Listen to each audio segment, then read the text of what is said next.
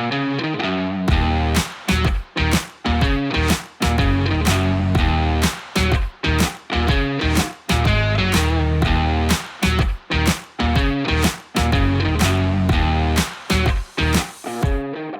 listening to the Utah Checkdown Podcast.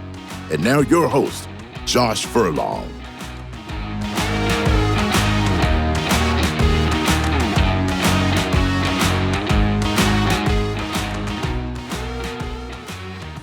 Welcome back to another edition of the Utah Checkdown Podcast. I am Josh Furlong. Happy to be back with you once again. The sun is out. It's time for spring. We're happy, right? Or so we think. Either way, it's a great day. We're going to talk some football. I know that's what most people want to talk about. Spring ball's going on, obviously. We're getting closer to the end, but it's still in the thick of it, and we got some good stuff to talk about. So we'll get into that, but first let me tell you about our partners, Canyon View Credit Union. Every possibility begins with a spark, and possibility can grow into something even better than expected. With a clear view of what matters most, your possibilities are endless. From its first flicker at the University of Utah, UFirst Credit Union has grown to meet its potential and ignites your possibilities.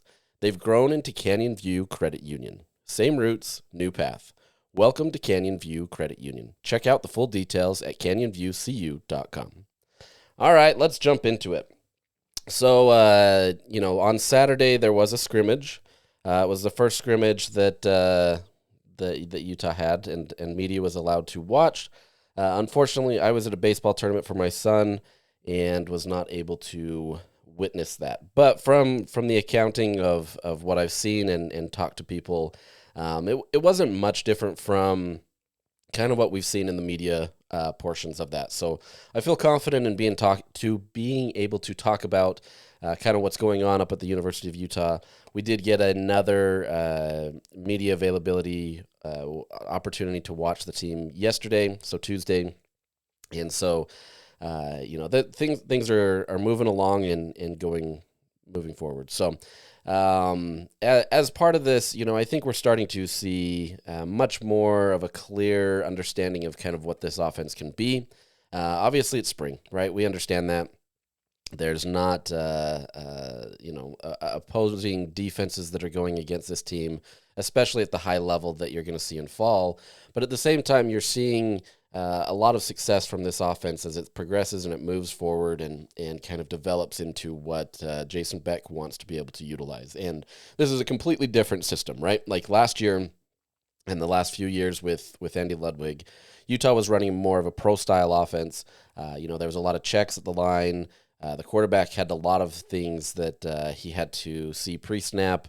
The receivers, for example, they had to look at different things that way and understand, okay, if this happens, I've got to do this, that kind of stuff. And so a lot of this was geared to help a lot of the players move forward if they get to the NFL to be able to have an easier transition. But at the same time, you were having an offense that was much too difficult for the new era of college football where guys are transferring in and you're trying to get them acclimated. Some of these guys are coming in a 1-year period and not able to really see the field until later in the season, which kind of is a waste on their potential. And so Utah has utilized much more of a simpler offense under Jason Beck. But by saying that doesn't mean it's simple at all. There's a lot of nuances to it. There's a lot of diversity to it. And there's a lot of opportunity for Utah to be able to be successful. Now, obviously, we've talked about this. The big engine to this machine is Devon Dampier at quarterback. He ran this offense in a little bit of difference at New Mexico. Obviously, the talent level of the players here at Utah is seemingly better. Utah would definitely hope it's better as a Power 4 team. And so you've got Beck, who's able to do a little bit more with what he's got. We talked about this last week with the tight ends, for example. New Mexico didn't utilize their tight ends as much as Utah probably will, just simply because of the level of talent that Utah has compared to what New Mexico has. So there are some nuances in terms of what, if you have watched tape from New Mexico or you've heard about it or anything that way. But this is an offense that is going to be diverse, and they're going to do a lot of different things to be able to make defenses struggle to make sure that you get them on their toes. You keep them guessing, and really try to make it difficult on them as much as possible. Now that's not revolutionary by any means. It's not like this is something that Utah has pioneered and suddenly things are going to change. But I think Utah has the roster and they've built out the roster to be able to make this possible. You do have Devon Dampier, which obviously, as I said, is the engine that makes it go. He is the true dual threat quarterback that, his passing game has developed a ton from just the tape that we've watched at New Mexico and the different things that way. But this is also an ability to be able to scramble, stay in the pocket. He's got an offensive line that gives him a ton of time. And so it's been a great opportunity for him to do it. So as he is the guy, you've got a lot of these other assets that we've talked about, whether that's Nate Johnson or it's Hunter Andrews.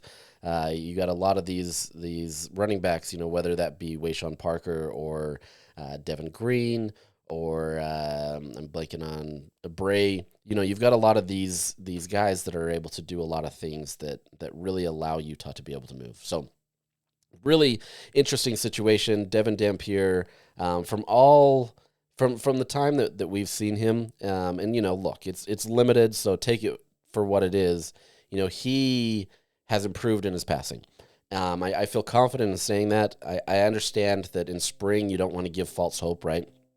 And we won't truly see kind of his skill set until he's able to be live, which won't be until games, right? Like Utah's not going to ever make him live, and so the true capacity of that, where a guy knows that he's not going to get hit, maybe it changes the mentality a little bit.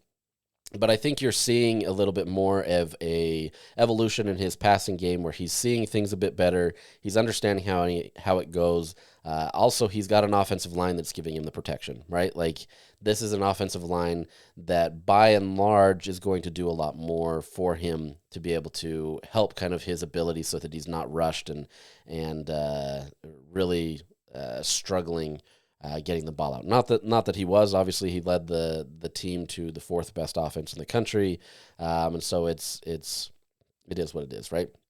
So you've got some great situations here. Yesterday, the defense did get him at one point. It just wasn't clicking based on kind of the play calls that were going on. Things weren't progressing and they kind of fizzled out. And then the very next drive that his unit was out there, he attacked them and made some phenomenal plays, right? And so there was a lot of things that he's able to do. It's not like he's just a finished product. There's a lot of things that he needs to continue to grow in. But I think you see a quarterback that is really the spark to what this offense is going to be, and that allows Utah to be able to kind of hit the ground running in spring so that they can move forward into fall ready to go, right? Now, behind him, obviously, there's some other quarterbacks. And, we've talked a little bit about them, given some highlights of them. Isaac Wilson, Byrd Ficklin. Byrd Ficklin's the freshman quarterback that's come in. So you have two younger quarterbacks that are backing up Devon Dampier. The thought kind of was that there would be maybe Brendan Zerbrug, who would come in and serve as the backup, a little bit more experienced, coming in and giving some of these younger guys, a la Isaac Wilson and Byrd Ficklin, maybe some more time to develop. It's really easy to kind of see the struggles that Isaac Wilson had last season. I've mentioned it. It's not all on him. There was a lot of things that went into the ineptitude of the offense last year. But at the end of the day, he's going to take the blame for a lot of it, right? And some of that, it was 100% on him, right? Like those turnovers, he's trying to force the ball into certain situations. He's not able to kind of see what Utah needs in a certain situation. He's trying to go for the bigger play instead of maybe getting the easier play. There's a lot of things there. He was holding on to the ball too long, wasn't going through his progressions as well as he could have. But at the same time, this is a freshman quarterback, right? Like we've talked about this. True freshman quarterbacks really struggle in their first season, especially if they haven't been given any time.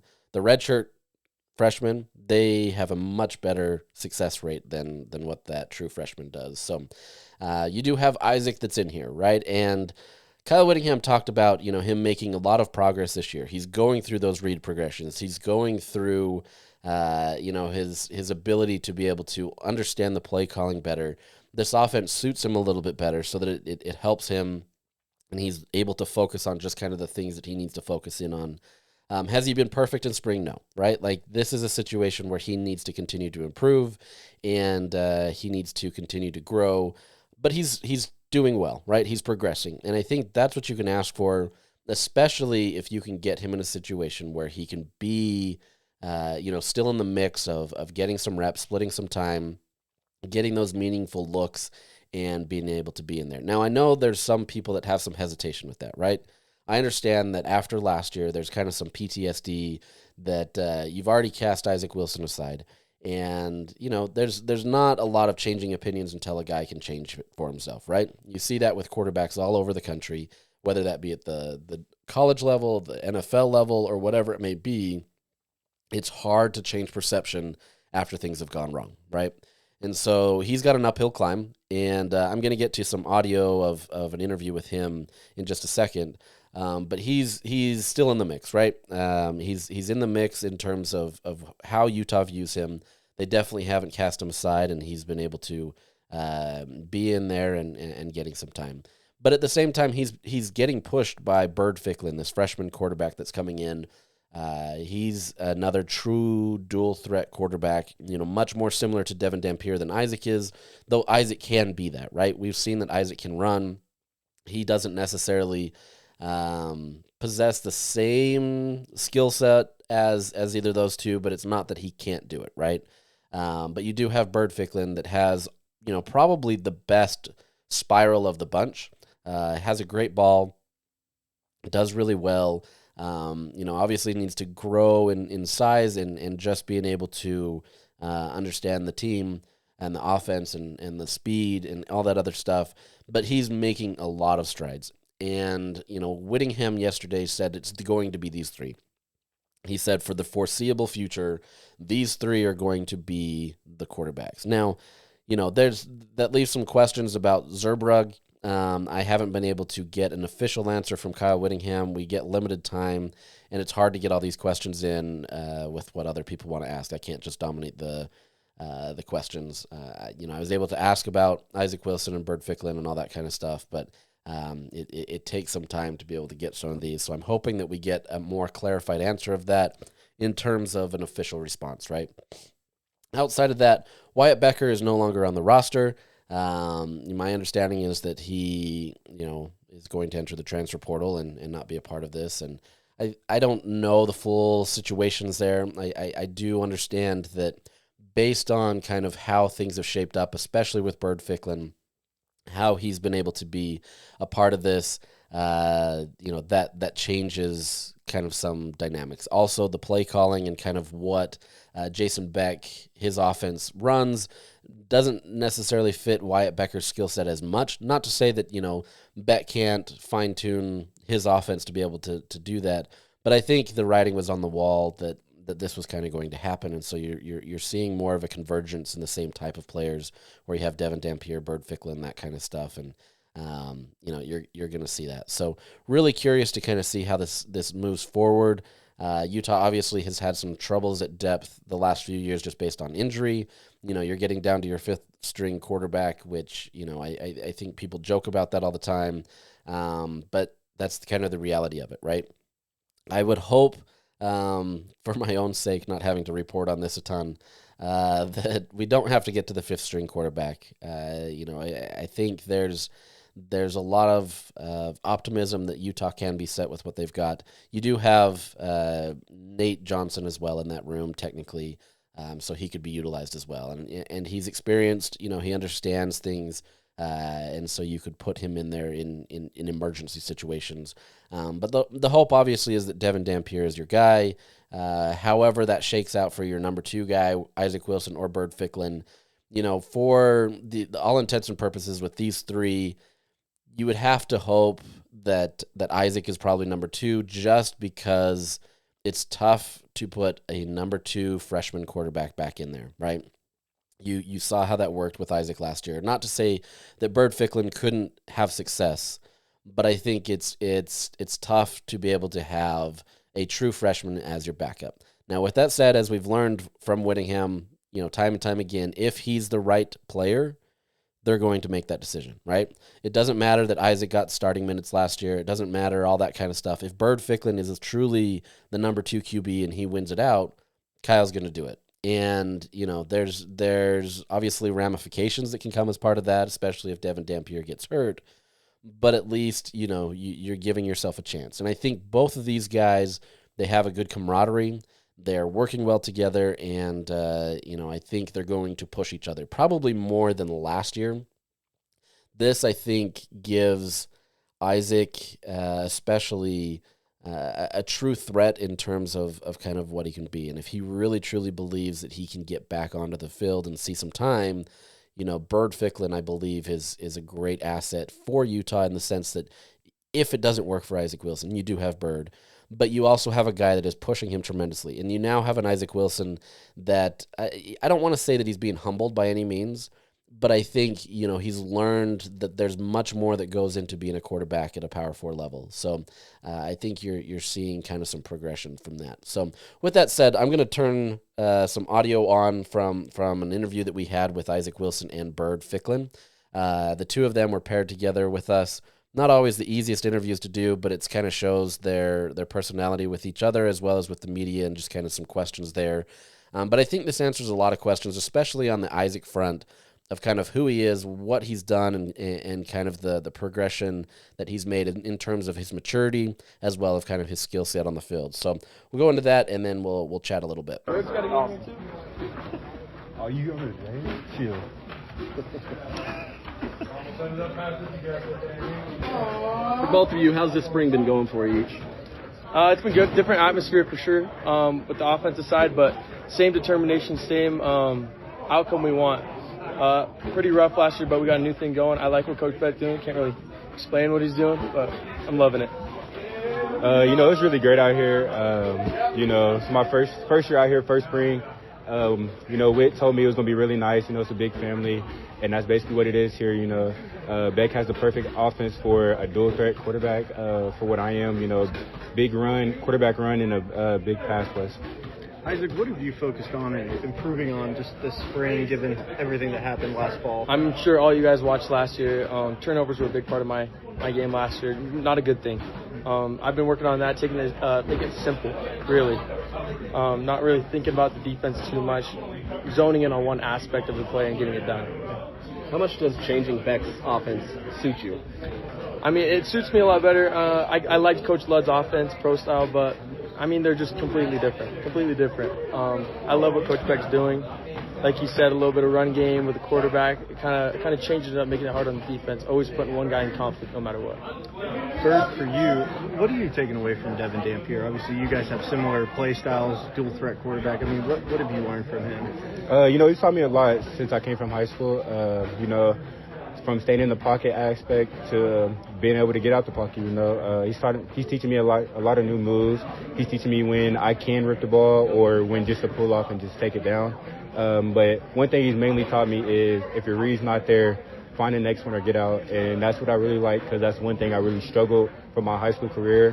But learning that now, it has really helped me move from read to read. What do you think has been the changes that you've undergone since high school? I know it's been a short time, but what do you feel like has been the changes that you've had? One of the biggest changes would be mainly the game speed. Everything's moving a lot faster. Everybody on the field is pretty much at the same speed, and it's really fast. And then the next would probably be everyone else is bigger. D-line's bigger, corner's bigger, safety's bigger. One bad read, and the safety or corner would be there for the pick. And that's one thing that I've had to help myself, because in high school they're not as fast.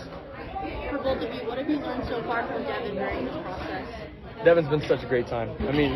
He's always joking around, always doing his thing. He's really bright. Just learning the plays from him, because this was his offense last year. He's really taught us a lot. I'm sure, both of us for sure. And just his aspect, his energy that he brings to the room. Love the guy. Like you said, he's a really positive guy, and that's what I really look up to him as. As soon as he steps into the locker room, he's being positive, and that's how he is. You won't see him come in, drop his head, none of that. He's going to walk in there, be positive. He's going to talk to everybody. He's going to talk everybody up. If it was a bad practice, he's going to tell you move on to the next day. You know, coach still believes in you. Just go at full speed, and you will show that you can do it. Isaac, you entered the portal this offseason. Mm-hmm. What influenced you to come back? I mean, I just love Coach Witt. I mean, I can't leave like that, you know. I love being home, love being in Utah, but Coach Witt has a plan for me. I mean, I think he still believes in me. I'm sure he does.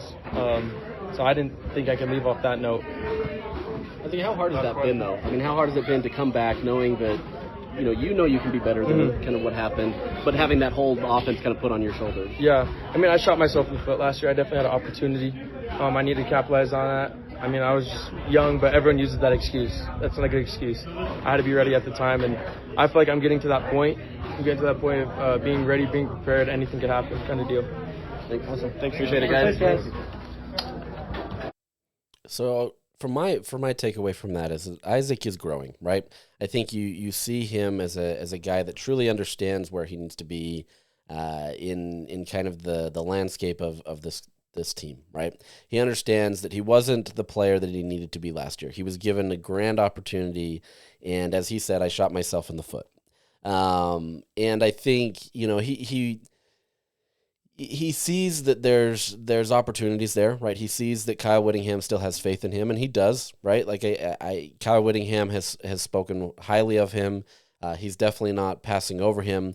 But this is definitely a situation where, it's what have you done for me lately, right? And as much as Utah is going to continue to make him or respect him and want him to be able to develop, he has to be the one to take ownership of that, right? Nobody else can do it for him. There's going to be other guys that they're going to bring in to try to beat him out. And that's the nature of it, right?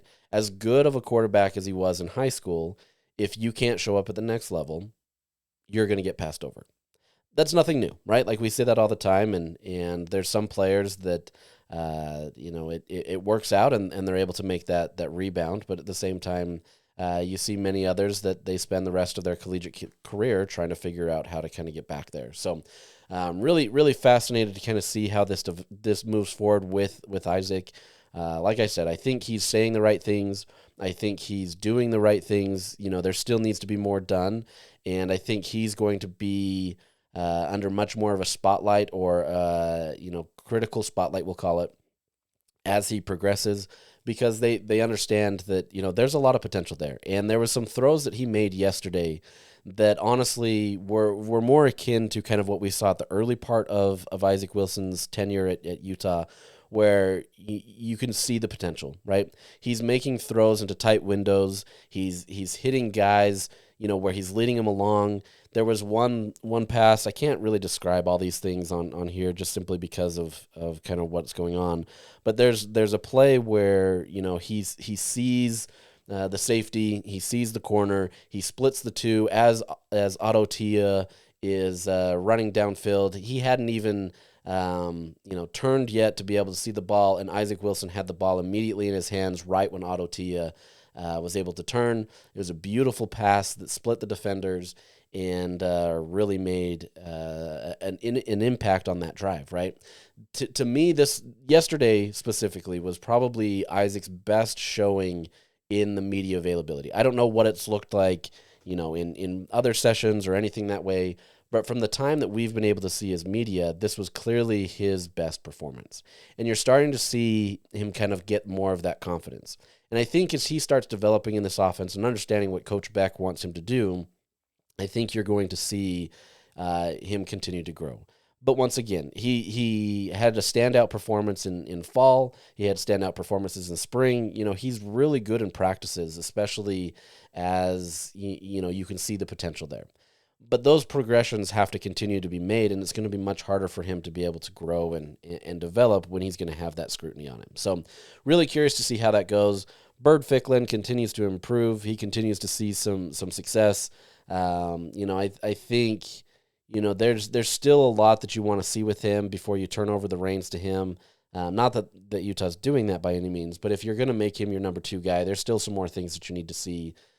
He's more of I called him more of similar to a Jaden Daniels type in terms of his slender frame. I think he's actually bigger than Jaden Daniels was when he was a freshman. But you're seeing a guy that has some potential, and he's made some mechanic changes to his arms, at least based on the tape that I've seen, where he throws a better ball. He's got some good mechanics where he can get downfield. Like I said, he has one of the best balls of the group. It's pretty obvious in his ability to do that. So I think there's a lot of optimism from them. Got a strong arm. He can really get the ball downfield. So I think the coaching staff is really excited about what they have. But they're never going to settle here. And I think they're afforded some luxury here with Devon. But as we saw the last year with Cam Rising, you thought you were going to be set with Cam Rising for the year. Isaac Wilson could redshirt, get in some garbage minutes and hope that things are going on. And then a freak injury with a Gatorade table changed the trajectory of his career quite literally. And so it's fascinating to see how this goes. I think Devon Dampier is good at absorbing contact as well as avoiding it.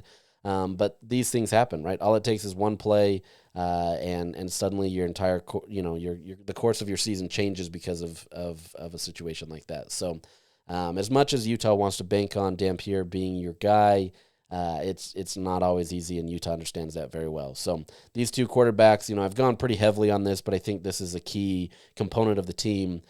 They're going to absolutely matter. You're not going to get clear answers by the end of spring. I don't think Utah has any intention of trying to name a QB2 by the end of spring. I think it would be kind of disingenuous to do that, honestly. But unless one guy is absolutely far and away better than the other, right? Like, I understand that can happen. But this is not a situation where I think Utah is going to name a QB2 until fall. So this will continue to move forward. Really curious to see how both of these do in the offseason, how they develop. We'll obviously get to see them in the spring game and kind of see how they approach the game. But I think you're going to see some much improved play from them. In terms of kind of the observations that we saw yesterday, I've talked about Isaac. He had a great drive. Was one of the best drives that I've seen from him in this season, technically last season too, and simply because of we weren't able to watch practices, and in the games, obviously Utah struggled. So I think you're definitely seeing progress there, but you're seeing a lot of diversity in what this team is able to do. Like I've mentioned, you're getting guys like Nate Johnson lining up all over the field. And I can't get into the full specifics of that, but he's being utilized in every possible situation that you can imagine. That's been a good thing for Utah. He's been able to have a lot of success, whether as a pass catcher or as a rusher, whatever it may be. He's been able to be literally that Swiss Army knife that Utah wants him to be. So really fascinated once again with him. Hunter Andrews continues to impress. He's been able to do really well in whatever capacity that they put him in as well. He's listed as a tight end, but clearly, they can utilize him in the run game. He made a play in the scrimmage game on Saturday where he hit the hole and was gone for, I think it was like a 44-yard touchdown or something like that. So this is a guy that can have tremendous speed, especially when he gets out into open space, and can be a true weapon. In terms of kind of some other position groups, so Kyle Whittingham yesterday said that Zacharias Williams, is really kind of taking over as the lead wide receiver. He said that if the games were being played today, he would be wide receiver 1. And you're starting to see him really come on strong. At the end of the year, he really developed and came on strong, and he became one of the most vital assets for Utah in the passing game. Same with Dadrian Zipperer. Those two really kind of came on strong late. Young players, obviously freshmen. But you're seeing him making more strides. Early on in spring, I think he was learning the new offense. It was taking him some time, but now he's really honing in on it, and it's really been effective for him. He's been a great asset for Utah. He's making, as Kyle said, most of the plays, and so he's doing really well, and I think you're starting to see him emerge as the wide receiver 1. Whether that carries into fall remains to be seen. It's easy to kind of name that guy right now. We've seen that in years past where a guy has standout springs and then kind of falls away in the fall. So we'll see. But I believe that he's making those right strides that's going to help him. Dadrian Zipperer, as I've mentioned, has been great. Creed Whitmore, he seems to be exactly where he needs to be. right? Like whatever play call that they need him to be, he's been able to be there. There's been a lot of situations where he's been kind of your short yardage guy, the screen passes or whatever that may be.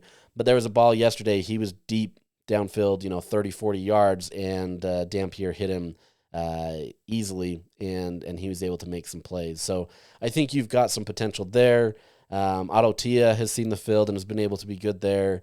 You're having a lot of success in terms of what these wide receivers are doing. I still think there needs to be some progress, and Whittingham has talked about this, where they need to continue to move forward. But you're seeing much more confidence out of this position group than maybe what others had expected coming in, which bodes well for Utah. Utah obviously is going to use the run game to develop everything, but that's not to say that there's not going to be a huge emphasis on passing. As part of that is the tight ends, Dallin Bentley and Landon King. Both have had tremendous, and I'll put Hunter Andrews in there. I talked about him, but these guys have had a tremendous spring as well. Dallin Bentley has really kind of unlocked some potential, and it's not that it wasn't there last year. I think they're just able to utilize him better this year. From the scrimmage, he had a toe tapping catch on the sideline that moved the ball. Landon King's getting touchdowns. Dallin Bentley's getting a lot of plays. As I mentioned, Hunter Andrews is getting a lot of plays. These tight ends are going to factor into it, not only for their pass catching abilities, but for their ability to be on the line, just be kind of their own little Swiss Army knives of what they can do for this offense. And so really fascinated to kind of see how this all comes together in full-time capacity in terms of fall and kind of what that means. I think we've gotten to see some of what Utah's going to run, but I have to imagine that Jason Beck is holding back some stuff for us as well, so that we're not reporting on certain things, or they're not risking somebody coming out there and doing certain things. So really fascinated to see how this goes. I think this is a team that has a lot of juice right now. I think they believe in themselves. They're all on the same page. They're excited. You don't want to give false hope by any means, but I think this is a team that really prides itself on being better and owning up to kind of the last few years of mistakes, knowing that, half the team wasn't even there last year to be a part of this. But I think it kind of trickles down to the rest of the people that they want to make sure that this is a team that shows that they can compete in the Big 12. So really fascinating to see how that goes. So Kyle Whittingham says he's most confident in his offensive line, which doesn't surprise anybody. I think he clearly believes in his offensive line, and they've shown that on the field that they've been able to do it. They've had a few injuries during spring, but that hasn't necessarily impacted what Utah's able to do. With that said, that second line, that group that's going to follow after the starters, there needs to be some improvement. There's been some snapping issues. It hasn't been great at all. But I think you're seeing an offensive line that is gelling. They've got some good consistency. I don't know how much you're going to see them at the spring game, because Kyle's going to hold out a lot of these guys, the starter guys, just simply because he wants to keep them healthy. But you're anchored by your two tackles, obviously Caleb Lomu and Spencer Fanu, that are going to be tremendous for Utah. Spencer Fanu specifically is being looked at as arguably the best tackle in the country, or at least in that mix. And so you've got a lot of potential for what Utah's able to do, and especially in this run game where they want to get physical, they want to get in there and dominate their assignments. The one thing that I think is going to be interesting is how many illegal man downfield calls are we going to get from Utah this year? You saw that, when Tyler Huntley was a quarterback, he would scramble and, then all of a sudden throw as he's on the run, and you had your offensive lineman that was 5 yards downfield, and that caused a problem. So we've seen it in practice. Curious to see how they kind of help with that. That's not an easy situation for dual threat quarterbacks, because once they tuck and run, those offensive linemen, they want to make sure that they can get out and protect and do other things to make sure that the run is successful. But if that quarterback decides to, dump it off and pass it, you've got to be careful and not risk that illegal man downfield penalties. So curious to see how that develops. You can have the best offensive line, but if you're not able to do it with those penalties, then that makes it tricky. So I'm going to say that's it for spring recap right now. I think they've had some tremendous success and things have gone well. But it's really easy to kind of highlight the successes right now when things are going well. We'll see how that translates into fall when things are a little bit more serious. Not that it hasn't been serious, but I think once you see where everybody is more focused on kind of getting better and making sure that they're game ready. Right now, it's gearing up to be able to be game ready, but you also have the benefit of an off season and knowing that you can improve on certain things. So. One thing of note, Dion Mays, he was coming into Utah as a true freshman. He's a guy that has tremendous speed. He just recently had these track events where he's torching guys. He's a corner that was coming into Utah. He recently just asked out of his NLI. NLI doesn't necessarily exist anymore, but there's still contracts for the universities. But he asked to be released. Because he wanted to stay close to home, quote, for family issues. So, who knows what that means? The skeptical side of people says that he's doing that because he got another offer somewhere else and probably is getting paid more money. The reality is look, these guys have got to do what's best for themselves, whether it is family issues. I would hope that somebody's not saying family issues just to get out of something. I think there's so many opportunities for guys in this era to not utilize that kind of thing, that I'd hope that he's able to do what is right for that respect, right? And at the end of the day, this isn't anything new for Utah. It's not like this is earth shattering by any means, but at the same time, it does take away some of the depth for your corner, right? He's a fast guy that was going to be able to go toe to toe with a lot of these guys, but let's be honest, true freshmen don't generally get an opportunity in Utah's corner room. Right, there's a lot of demand on that. There's a lot to learn, and so as much as it hurts the depth and ability to be able to have stuff moving forward, I don't know that this is some earth-shattering situation, right? Like obviously you want to be able to have more depth and you want to make sure that you're set. But I think Utah, they're going to hit the portal. They're going to try to find some guys, but they also feel confident in the players that they have. So, it's more depth long-term and just having to re-recruit players. But in this age, high school recruits, it's not that they don't matter. Obviously, you're seeing guys that have had impacts. We talked about Byrd Ficklin a ton, where he comes from the high school ranks, and you've got to be able to get those guys. And I could mention a bunch of other guys. But you also have to be considerate of the portal, right? And that's kind of where most of this is going. You're getting a lot of that kind of stuff. So it's not as devastating as it maybe once was. But at the same time, you losing a speedy guy like that, a guy that has tremendous upside, at least on tape, we don't really know him. But a guy that has some upside from that potential, that's tough to be able to see. So, we'll see what Utah does in this portal period if they attack the corner room. They do need to continue to get more wide receivers. I don't think it's a ton, but you need to get one guy that you feel confident could be kind of closer to the wide receiver one, a guy that can be the dude that you throw the ball to. They're going to attack the defensive tackle room. They want to be able to get more there and make sure that they can have some depth there. They are pretty thin there, which, is not a position group that Utah has been thin much, but you go there, and then corner obviously continues to be an area where Utah is going to pay some emphasis in what they're able to do. So, the transfer portal opens up in about a week, I think. Actually, it's a few weeks now that I'm looking at the date. I got my dates confused. So there's going to be some conversations about that. We're going to see next week being the last week of spring football. We'll get the spring practices. We'll also get the spring game and kind of move on from there. But for the most part, things have been progressing well for Utah.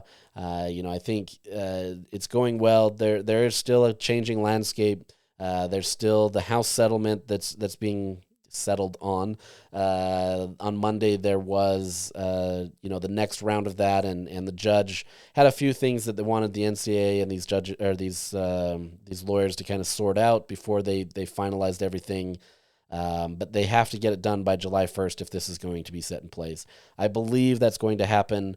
But as part of that, you're going to see a changing landscape in college football. not only just because athletic departments will be able to pay student athletes, but there's going to be a lot of differences in kind of how this has gone.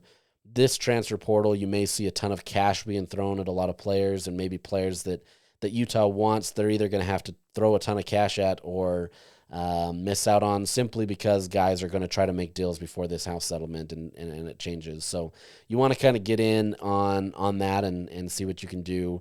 But this isn't a situation where Utah is fully exposed and they need players to be able to be successful.